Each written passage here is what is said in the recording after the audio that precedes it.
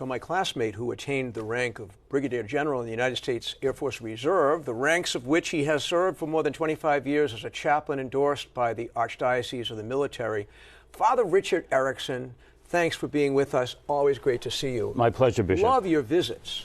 I love my visits as well.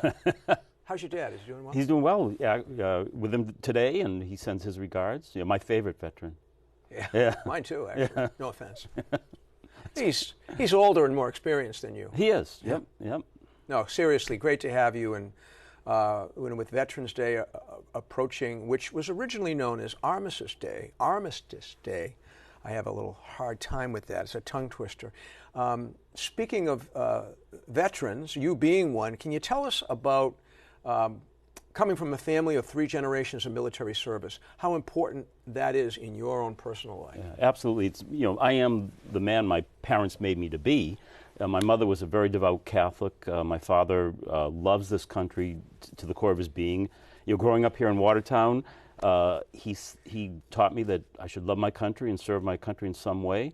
So that led me to entering the chaplain corps at Seminarian from St. John's Seminary in Brighton, and then inspired his grandson, active duty Navy for 10 years and now in the reserve for the Navy, a nuclear engineer.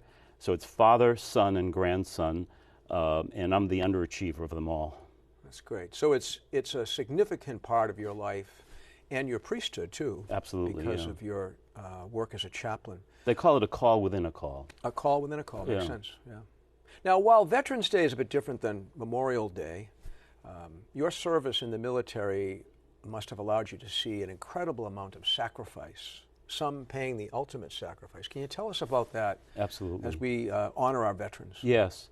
So the role of the chaplain is to nurture the living, care for the wounded and dying, and honor the dead.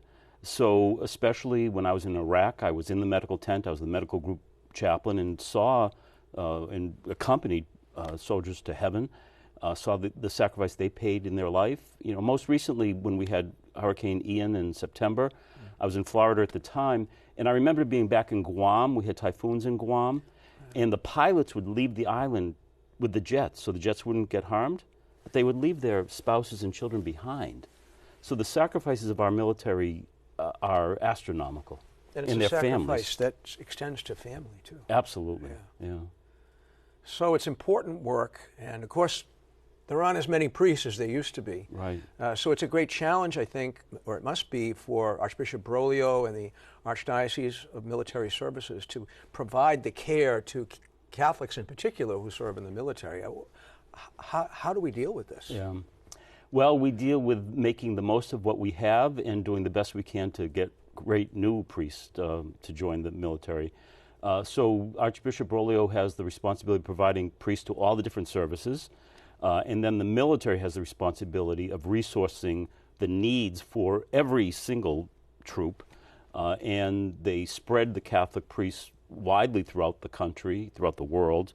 So unfortunately there are troops in deployed areas who may not see a priest for a month or 6 months. So the challenges are enormous, but the rewards of serving as a priest in the military are astronomical as well. Yeah. Born to Bless the Fallen, a music video released for Veterans Day? Yes, for Veterans Day and for Catholic television. Love it. Thank you for thinking of us first. Tell us about the origins of this and what inspired it in you. Sure. So I have a dear friend, Beth Nielsen Chapman. She's a superstar songwriter and singer in Nashville. And my father and I were at her home in Nashville a few years ago, and she said, let me play for you some songs that I've written for veterans. And they were amazing songs. And my father, at age 92 at the time, said to Beth, I have never heard anything like that sung in my lifetime. And as we were leaving her home, I said, Dad, what did you mean? And he said, I didn't know you could put such experiences into music. So Beth recommended Songwriting as Soldiers to me, and then I enrolled in a retreat in November of 2021 and had the joy of sitting with Jay Clemente, another superstar songwriter, and together we crafted Born to Bless the Fallen, which is a tribute to chaplains who have that responsibility of caring for the wounded and honoring the dead. Well, I can't thank you enough for many things, but first of all, on behalf of our nation and my fellow Americans, thank you for your service to our country and your dad. 3 generations in your family.